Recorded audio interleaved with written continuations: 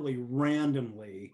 What was the subject line? Because you reacted to it, and I just remember it had Fuzzdolly. It had Fuzzdolly and reunion in the subject somewhere, and I was like, I just sat and stared at my computer. I couldn't believe it. I'm like, I just had never would have expected that in a million years. Us neither.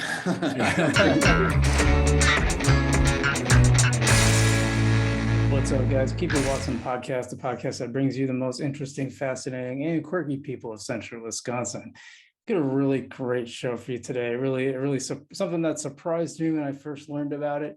Fuzzdolly is on the show today. That's right. This is a band from the 90s in the grunge era. Now, they don't call themselves grunge, but they're kind of in that vein.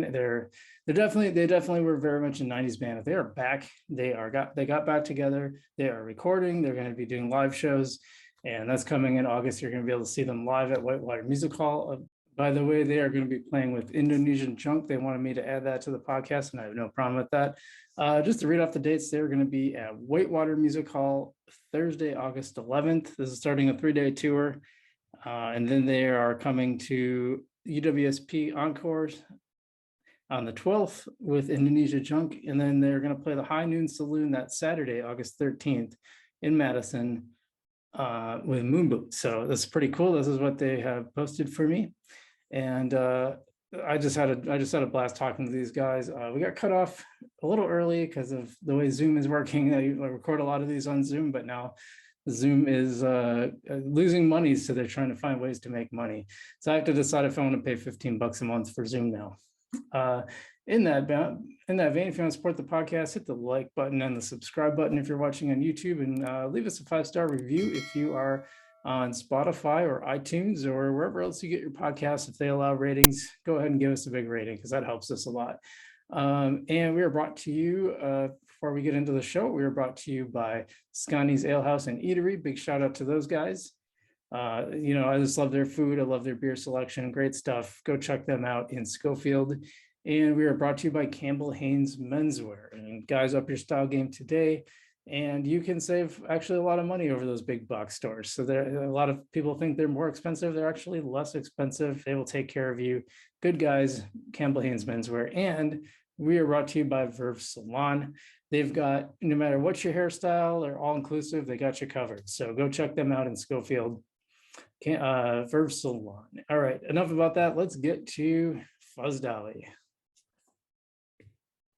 All right, Keep It Awesome fans. We are here with two members of 90s band, don't call them grunge, Fuzzdolly. And we're talking to them today because they are back after a 25-year hiatus. They are recording again and going to be playing some shows. So guys, welcome to the show. We've got Tim Ben and Matt Gillis of the band. What's going on, guys? Hey, Brian. Wow. Wow is right. Yeah, 25 years later, here they are. First, thank you very much for having us. And it's pretty amazing that someone even remembers us or cares, what we're doing. So thank you very much. Well, you know what I just realized is I was kind of doing a little prep for the show, and I realized you guys were active from 94 to 97, and that is almost exactly my high school years. Oh, wow. Yeah, so like all those years when you were, finding rides to Eli's or to Mission Coffee House in Point, you guys were probably at some of those shows. So, it's really, so the way it happened is our mutual friend, Mike Fleischman, I think had tipped me. I don't know I think you had sent me the email, but he had kind of suggested you reach out to me. And this is like a Monday morning, and I saw this email. I'm like, no way. Oh, that's about the amp, isn't it, Tim?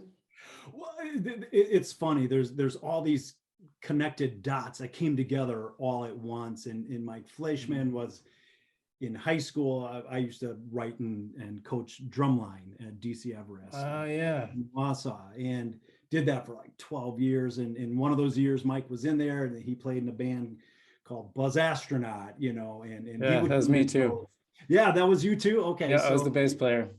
Yeah, and so anyway, then there was he and I had been in touch, and he was asking, and he's recording stuff, and he was asking how I was doing. He's like, man, there's this guy in Wausau, Brian Kowalski, he'd love you. And I think he's he's connected.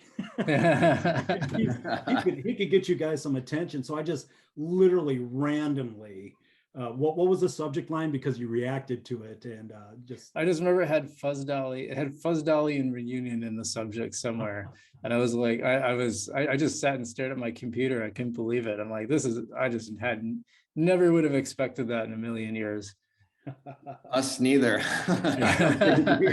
It came out of nowhere for us too, you know. But it's funny you said it was 94 to 97, because like at the time it seemed like it was 20 years, and now looking back on it, it seems like it was just, you know, the quickest flash of time, even though so much happened. Right, it was a short time period, but you guys had, I believe you said 6 releases in that time. Yeah, we did a demo in 94. We did a 7-inch in 94, Sun Fetish 3 Feet Away. I'm reading a piece of paper right now.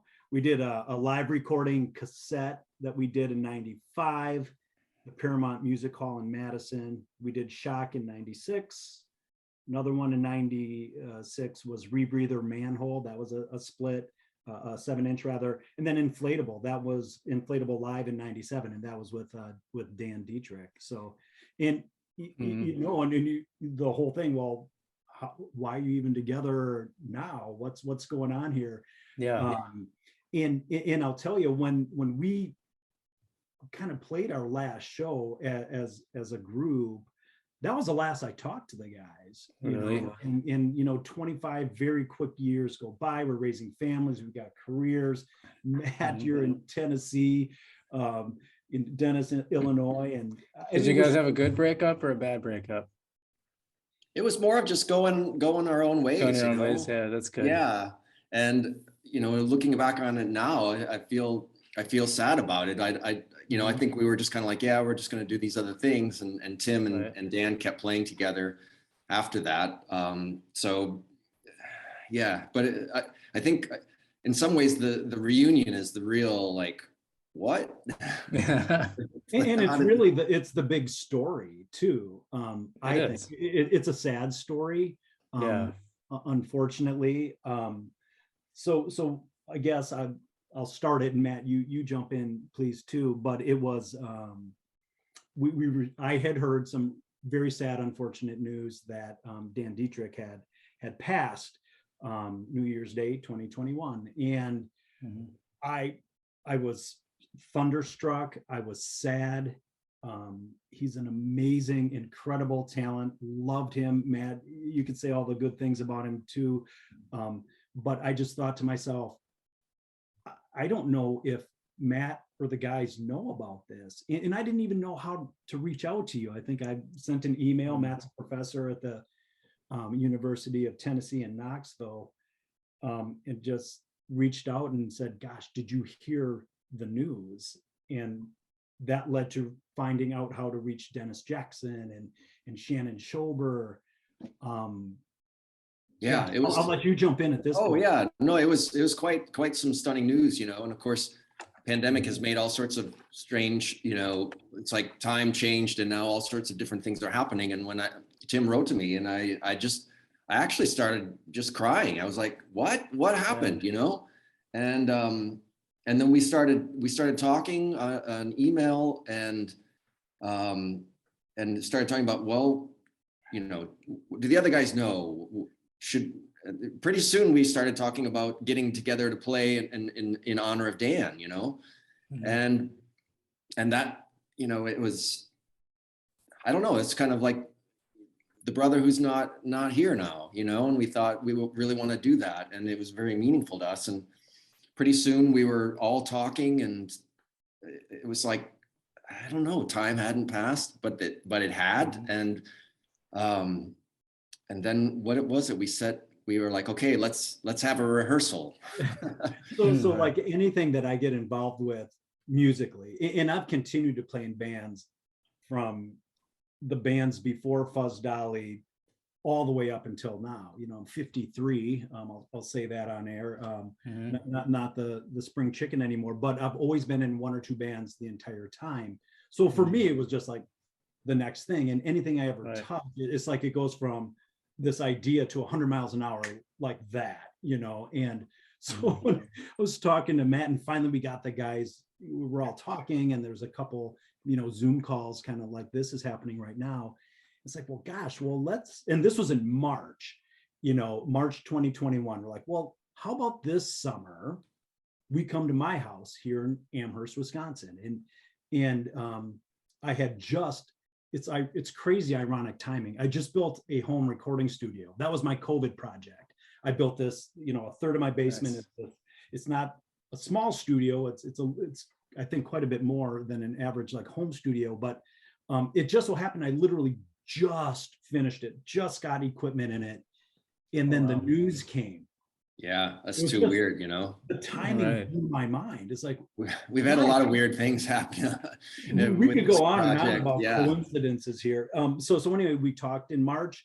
June we got together for band camp. It was this long weekend. The guys all came up, and I tell you what stood out, Matt, for me the most is we loosely talked about what we're going to accomplish. Like, we just want to jam, we want to drink beer, we want to hang out, the wives are along, it'll be just this cool weekend, right? And we clicked into that first song, and I swear to God, it was as if no time elapsed. Wow. And my wife, we talked about it afterwards. She's like, it sounded like you were just playing yesterday, like the band had never stopped. That's amazing. Energy and aggression was there. It was super cool. Yeah, I think for me the start of what was so fun was the Zoom calls to see each other, and that's with this in recent years we've gotten used to doing this sort of thing, but it was just amazing to see people and sit and talk for like a couple hours and catch up and it was very moving. And then on one of those, we were sitting there and I was like, hey guys, I wrote a song. I was like, I asked myself, can I write a Fuzzdolly song now? So I started playing it on an electric guitar, and they're like, okay, you hit the first note, and we didn't hear anything after that. So I was like, okay, let me get the acoustic. I started plinking away, and they liked it. And so what started happening was, not only were we thinking also of playing, and having a show for Dan, and also a show to kind of, if people want to come see us, like, just everybody come, we're going to be there. We want to play for people. We want to see people again and remember things and do new things. And, but it also started turning into, hey, maybe we can make new music. And we have been. A lot. That's amazing. A lot of new music. Yeah. What's the new music compared to the old music? What's it like? Is it still very Fuzzdolly, would you say? I think so. I would say there's undertones of Dan all through it. Interesting. I mean, that's affected us all. I think we thought a lot about it when we were writing parts and lyrics and things like that. I mean, some of the songs that we're working on for the record are songs that didn't get recorded back in the 90s. Oh, okay. So we're really excited that those are going to get proper treatment. But then we have these new songs too, So and the new album isn't, hey guys, here's the 6 songs. It's 16, 10 plus 6 songs, and it's a monster, and of those, I was just kind of looking through it, prior to this, and I didn't even really add them up, but there's 8 brand new ones. There's 8 that never were recorded or got the treatment we thought. And that's this album. That's what we're working on right now. We started recording that in, I think it was September 21, finished in March, and now I'm mixing in April and May and all that. But what's continued to happen, and I think this is the even bigger, cooler thing, is the songs beyond that. We have 23 other starts of songs, or here's the riff plus drums, and that's just exchanging music files. With technology today, you can kind of do that. So much material we're going to be releasing for years. That's something. I kind of want to go back and make some comparisons, because I was going to say, one of the things that was so impressive about you guys in the 90s is that you recorded so much, because you didn't have the same technology as today, where you can do so much of it yourself. A lot of bands I know now are, they'll actually, a lot of them will do like a hybrid, where they'll record I know some will do a lot of the recording themselves, but then maybe go to a studio for the vocals or something like that. You know, like you said, you can exchange files, you can send files back and forth. I mean, back in the day, you know, the home recording was, the equipment wasn't very good unless you had a lot of money to spend. You know, how were you guys able to record so much? Did you just spend a lot of time in the studio and save up your pennies for it, or how did that work? Huh. Can I take that one, Maddie? Yeah, you should start. I have a few things to add, but you start. Yeah. Don't forget them. There's a lot to talk about here. So so my studio, did I save up pennies for it? Yes. And I've been saving, my whole retirement plan had always been get a recording studio, work with local bands, and just kind of feed that machine, you know, and be part of that. And it's really important to me. And so this will tie in a couple different ways, but I started donating plasma, right? My son was like, I had always donated to the Red Cross. And my son, who was in college, he's like, Dad, you don't even get paid for that. Why don't you this BioLife thing? And I'm like, oh, well, maybe I'll do that. So I started saving my pennies, and all of a sudden I had enough for this and, you know, other things. So it all kind of came together, and I built this digital based Logic Pro based DAW, bought a bunch of microphones and sound treated the room. And so, yes, saved pennies, created this studio. Digital is, I think, kind of the way to go. It makes it immediate. You can kind of fart out ideas, and if they don't work, great. And Right. you know, but then, so the other piece, and this ties to one of the songs that we wrote, is it's called Red Red Walls. And the sound absorbers that I have on my walls all the way around, they're red. Oh, cool. And I was kind of communicating with Matt one night, and I'm the drummer, right? I don't sing, I don't write riffs and songs. I mean, that's not my role. Right. But it almost seemed like Dan was kind of talking into my head, and I just had some lyrics. And I started sharing them with Matt, and he's like, oh man, this is the magic. You got to go with this. And you were really encouraging me. Matt's a poet, he's a writer. I'm just kind of a dipshit, right? And so and the song is, it's kind of about Dan. It's about my studio and the red walls. And so anyway, those, when you said the studio, that all kind of tied together for me. I'm rambling. Matt, help. Oh, no, I mean, that was really fun collaboration. And that's one of the things that's happened is we started to have kind of new style of collaboration and getting ready for the recording, because before, you know, when you're around each other in a kind of music way and you have rehearsals and stuff, you develop a working pattern pretty fast, and you hammer through things. And if you're a working band, pretty soon your rehearsals are for writing new songs because you're playing a lot and all that sort of thing. And this was very different, because I would record, you know, guitar tracks on my phone and send it to Tim, and he would add drum tracks to it, and then we started collaborating, where I would write guitar riffs, and someone else, like, you know, Tim would write melodies and sing to it, or one of the songs, Shannon, I wrote the guitar part first, and then Shannon just went from there and turned it into this amazing song. And I think, nice.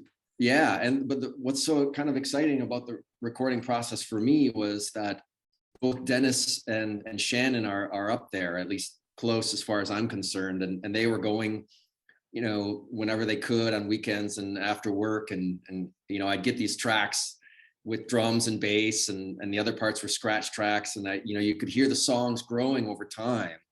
And it was just so exciting to hear that. And then March came, and that was like the time when I was going to come and do my stuff. So I had to do 16 guitar tracks, and I don't know, what was it, Tim? 7 vocal tracks or something like that. About half of that, yeah. Yeah, in 3 days. In like a weekend. In 3 days. And that was a wild ride. It was great for 2 reasons. One, being in Tim's studio, you know, when you go to a studio where it's somebody else's place, and you're on their time, and you know, you're just uptight and you're nervous, and it's not fun, even if you've done it before, or at least it's not just a relaxing, calm experience. And this was just great. You know, you sit there and you'd be like, you just play, and you'd be like, wow, this is so easy, you know. Or if you're having trouble, you'd be like, hey, you guys, you got to leave the room for a minute, and I'm going to finish up this guitar part, and then you come back, you know? And back in the 90s, they must have always had that meter kind of running in the background, right? Like, you know, it's Yeah. costing you by the hour. Yeah, and we didn't have any hardly any money then. Well, and that's the what I was project wondering, is like, how so did big you guys because- record so much back then? You know what? A lot of what we did was, you know, we never took money for ourselves. It was always money invested 100% back in the band to perpetuate the machine. So it's like you play a bunch of shows. It's like, hey, we got enough to, you know, get some shirts or for the next recording. So it was always looking forward, always making plans for the next thing. Matt, I wanted to ask. So Matt, you thought it was comfortable in the studio and like? Oh yeah, it was wonderful, you know, and it's like Tim's house is like a complex with a music playground in the basement, you know, and you just go down there and play, and it's really fun. And so it wasn't weird when I was naked and you thought that was okay to play guitar. It seemed like the 90s again. So. But another great thing about it was that both Shannon and Dennis were there that weekend, and it was so much fun to have them around, you know, and play something and be like, what do you guys think of that? Or one of the songs, which is called Frost Man, and that one in particular is about Dan. That song actually really came together that weekend. Like I finished the guitar parts and the vocals, and then we're like, Shannon, you know, he was coming back from doing some work, and we're like, bring your bass, you got to record. And he came in and he just literally laid down bass tracks and vocal tracks to go with mine. And then Dennis came in, he did his guitar tracks, and everything just beautifully came together. And we were so excited about that. That was kind of, I think, the most special moment of the whole weekend. Do you know what's big for me, and even bigger than we were before, is that honestly, I feel that this time around, we've all had our different life paths. You know, we've had all these different experiences. Now we've come back. The music is still youthful. I don't think it's like, you know, Dad got the band back together. And it sounds kind of sleepy. It's aggressive, you know, and it's fun. And I've always loved that kind of music. But the big thing for me, Matt, honestly, is just, I think we've gotten to know each other better now. Because think about back then, it's like you're in various stages of college and getting your career started and whatever. And it was you're at a rehearsal, you get there, you rehearse, you leave. You go to the show, you set up, you play, you leave. And there wasn't really much social time between us. No, I mean, would you there agree? wasn't. And then now we'll sit together, and I just feel like I know you guys better, you know, and that to me has been really rewarding, and I love it. So yeah. Well, let's go back in time a little. Maybe you can tell people a little bit about how Fuzzdolly formed, you know, kind of tell the 90s Fuzzdolly story. Yeah. So Tim and I had been playing in a band together. I was playing bass back then instead of guitar, and we were playing in a band called Pascal's Neighbor, which we had a lot of fun doing. And then actually Dennis, before the band broke up, Dennis joined playing guitar. And then, you know, Tom Janikowski, the other band member, he left. We had been playing a lot of shows, and he decided he didn't want to play with us anymore. And we were kind of like, oh, what do we do now, you know? And who rolls into town but the local legend, Shannon Schober. And you know, one day I'm at my house, and he's brought over at like, you know, hey, you know, here's Shannon, and you know, let's talk about music, you know.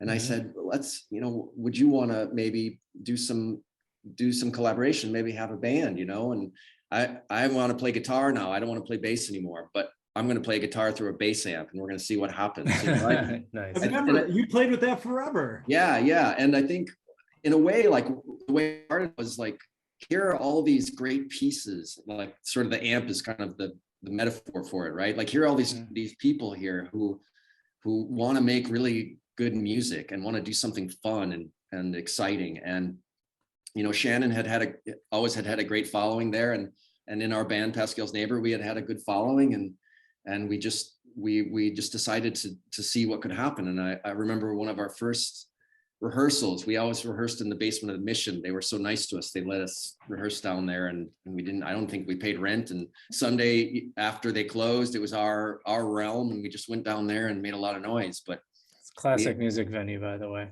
yeah, oh, Yeah. that was home Wendy and base. Kathy, Yeah. props to you guys. Yeah. For sure. Yeah. And I still remember going down there, and we all got together, and I didn't really know Shannon very well. I'd seen him play, but and we played his what was it? Martyr Tree, his song Martyr Tree, which I think he had kind of worked on in another band before. And we were playing through it, and he's like, well, we need another part here. So he wrote it, and it was kind of an odd part, like not straightforward wise. And we were like, okay, well, we're going to do it now, and we'll see how it goes. And we did, and it clicked immediately. And that we all looked at each other, and there was this thing like, oh, this could work, you know? And it was, I don't know, it was a really magic moment. I remember that. I asked him about it. He did remember it too. So nice. Maybe you could talk a little bit about the scene in the 90s, like what it was like to be a working band back then compared, maybe compare it a little to like your shows now, what the difference is. You know, I think it just seemed there were more bands, you know, like everybody had a band, you know, one block over was Push, 2 blocks over was a band Edge, you know, Black Helicopter. It just seemed like everyone was in a band. Stelectrics, you know, I should probably name drop 100 others, but Post Astronaut. There's just so much good music, and live shows is where it's at. I mean, that's my life. Yeah. If you say, Tim, what's your favorite part of playing in Fuzzdolly or any high energy band, it's watching the people go nuts and dancing, and there's movement, and they're sweaty, and they're singing, and it's just energy. And I love that. And I feel bad for my kids. They're both in college now, because it feels like, where the hell did that go? You know, where's the great aggressive like guitar music? And I love all kinds of music. I actually play in a folk trio now. Hi, Daisha and Sarah Crow and the Strangers. Check them out. Nice. But it's so polar opposite of the punk rock Tim Ben, and I feel that's really kind of where my heart is. But the difference is I just don't see that, and maybe I'm older, I'm in my job, and maybe I'm missing all the fun, just working all the time. But it just doesn't seem like it's as vibrant. Matt, what do you think? Yeah, well, I mean, I'm not as musically active as Tim has been through all the years, although I did play some music in more recent years, and live too a little bit. But I remember, I mean, of all places, the Mission Coffee House was such a wonderful place. And you know, I don't know, it's almost like there's not really proper words to capture how exciting that was for us to play, because we knew people would come, because after we played a couple shows, people just kept coming and more. And I remember at one point we had only played a couple shows, and I was singing one of our songs, and I looked out and people were singing the lyrics, and we hadn't recorded it. I was like, how do they know the words to the song? They've been coming to the shows. You barely know the words to the song. Yeah, it was just so amazing. I was like, oh my gosh, this is a thing, you know, it's like it's a thing with us and them, you know. And well, I was gonna say, I feel like there was more of a sense of ownership in the 90s, and also like a sense of scarcity, because like, you know, right now I can go listen to some Fuzzdolly songs on my phone right now, right? I can pull up Spotify and listen. But back in the day, you just didn't have that option. You had to go see them live. You know, you guys came out with some material. Not every band even had like CDs and stuff. So it's like you saw they were coming to town. It was like that was kind of your chance, maybe for, you know, maybe a month or two or even more, depending on where the band was from. Yeah. And I remember I would always talk to other bands, you know, whatever, from Madison or something. And I'd be like, well, what's a crowd like when you play wherever? And, you know, not long after, my next question would be, well, do people jump around? Because that's what I remember at our shows, like at the Mission and Eli's and all these things. Like it was such a they were wild shows, even if they started quiet to begin with. Pretty soon it was just such a wild scene, and it was so exciting, you know. It was like like we're all doing something here. It's just exploding. It was and you guys had that visual element too, which is kind of cool and unique. Yeah. Yeah. Super sore eye. I forget exactly how that even started, but Eric Moore and Tyler Osterhaus and when we come back and play these shows in August, maybe we can talk about those. But that super sore eye, that's going to be part of it. So they weren't always through the life of Fuzzdolly. They were kind of like in the front part of that. Gotcha. But it was. I wish I was a kid on the other side watching my band with all that stuff. And I don't think I've ever seen the whole visual thing other than if people, recorded the show, it happening and playing it back for me. But I mean, do you remember exactly like the first time and how, Matt? I don't remember. I know that it was suggested, or maybe they even just showed up, which would probably make sense, That was kind of a 90s thing. Like, yeah, and it was so collaborative, and that is a way that we were different from a lot of the other bands. And I actually think we were like, young sweetheart kids, and we go play in other places like Madison or the Twin Cities, and those bands were mean, they were very nice people sometimes. Oh man, no offense to anybody if they're listening. But well, I will say in the 90s, I watched a band break up and get back together all in the course of one song. It was pretty impressive. Oh, who was that? Oh, that makes sense. It was like the early 2000s. It was some show out at 9 Mile Forest. That was with my second band, Noise Museum. And it's like the guitarist and drummer got in a fight, and the guitarist walked out. At one point, it was just the drummer on stage, and then the band members came back during the song. It was so weird. Oh wow, that's amazing. Yeah. I had a moment like that with the band after Fuzzdolly, Mad Trucker Gone Mad. Really? Where Isaac and I had an onstage thing. He might be listening to this sometimes. I won't go into the full details. Sorry, Isaac. Shout out to Isaac. But you remember when you stood on my bass drum and you flipped my cymbal inside out and I threw your amp? Yeah, that moment.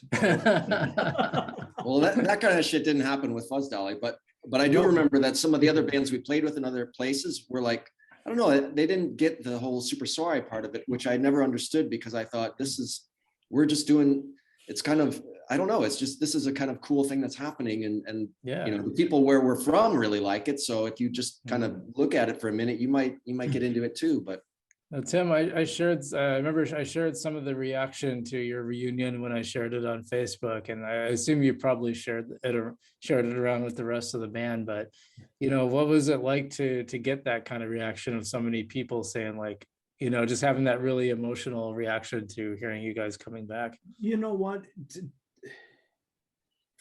I've played in lots of bands, right? And I just always have. But there is a place in my heart for Fuzzdolly, and I'm so glad we're together. It's really sad how it happened, but wow, what a cool opportunity that it is happening.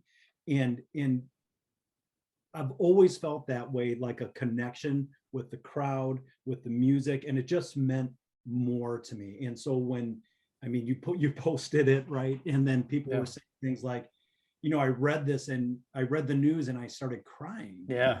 It's like, that's how I feel about Fuzzdolly. I get choked up about it because it's heavy and it's aggressive, but it's passionate.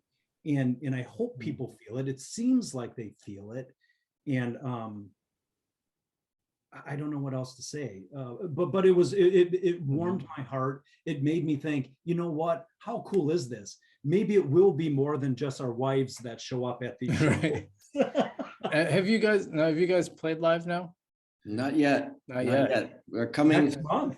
Yeah, so the fellows are coming down to Tennessee, and we're going to play at the Pilot Light here on Saturday, June 25th, which that it's a nice venue, and it's a very Fuzzdolly kind of venue. So I think we're going to have a good time. But the rest of the shows come in August. Yeah, I was going to say, what are your feelings toward that show? And I'm sorry, I'm talking over you. Yeah, what are your feelings toward that show? How do you think people are going to react? I mean, I can start since I'm the guy down here. People will come who don't know us, people who know me, or people, maybe a few people from Asheville or whatever who moved down there and know us from then or whatever. But in a way, I think it's going to give us a chance to play in front of an audience who however big it is, don't have any expectations, and we can just wail on a combination of the old songs and the new songs, and in a way get ourselves as a group ready for August, you know. Yeah. I mean, we certainly have played in intense little packets, you know, really a lot together, but then, you know, long stretches without. So it's going to be a special moment. Tim, maybe you can tell people about the upcoming shows, the Central Wisconsin area shows, and then maybe some thoughts on what that's going to be like. Yeah, the to go back to June just for a moment, I think, and what I was trying to say before, I think the reason, you know, why are you playing a one-off in Knoxville, Tennessee? I think we were feeling really guilty that we're making Matt fly up here or drive, yikes, for these rehearsals. So we rented a VRBO and we're going to be down there. It's going to be like a songwriting rehearsal Wednesday through Sunday. And it's like, God, wouldn't it be cool to put a show on that? So that's how that all came together. But the ones in August, honestly, they were booked a year ago, other than the one that you connected some dots for us. Thank you for that. I'm excited about that. So the record release show weekend is in August. And in the first show, it's a Thursday, Friday, Saturday set of shows. Thursday, August 11th, we will be at the Whitewater Music Hall. That'll be 2 hours of just us. And then, you know, we have a lot of ties to that Wausau area. I'm from the Wausau area. And Eli's Mile High. I mean, that was a place we would play all the time. Hopefully everyone remembers that. That was another classic venue. Oh yeah. And then the next night we'll be in Stevens Point. It's kind of our kind of hometown. And at the university, we're playing at the Encore. So that's Friday. We're also recording that show live because I guess we feel our archive of 23 new songs to record isn't enough. We're going to do another recording, this live thing. So nice. If you want to be heard on a recording, come then. And then Saturday, we end up in Madison, also kind of a pseudo hometown, I guess, for us, right. But at High Noon Saloon. And we'll be playing with a band there called Moonboot, which had members of Tongue, which we played around with back in the day. Yeah, oh, cool. And I went to high school with them. Yeah, Shad, right? Yeah. Yeah, good guy. Do you feel like you're going to have this wave of nostalgia hit you when you start playing up in this area? I think so. When I read the response that people had to the fact that we were going to do this, I was really moved too. And you know, I thought about how, in a way, I think the whole scene back then was really vibrant and sort of self-made, you know. But I always felt like, for me personally, when we played these shows, that like suddenly a whole new space opened, and it was like all kinds of cool, fun stuff happened there, and it was really wild. And I mean, you know, people would fly on there was no stage in the Mission, but you know, all the mics would get knocked over when the crowd would be pushed forward, and get my teeth practically knocked out, and you know, and all kinds of other stuff would happen. It was just like, it was a really amazing energy, and I don't know, a kind of like magical friendship between us all, and that the idea that mattered to people was great. And I just can't imagine how exciting it's going to be there again and say, oh my gosh, look who's here, here. You know what, that's a big thing for me too, because I think I think some of the people from the day will be there, and that's great, and we want to do that. But you know, we're looking forward too. I mean, I don't think this is a one and done weekend. This is not a one and done album. It's different. We're geographically challenged, of course, so it's not like we're going to, you know, play 100 shows in a year again or anything like that. But the nostalgia thing will be high for me. But it's also about making new friends and making new connections and kind of feeding the machine moving forward.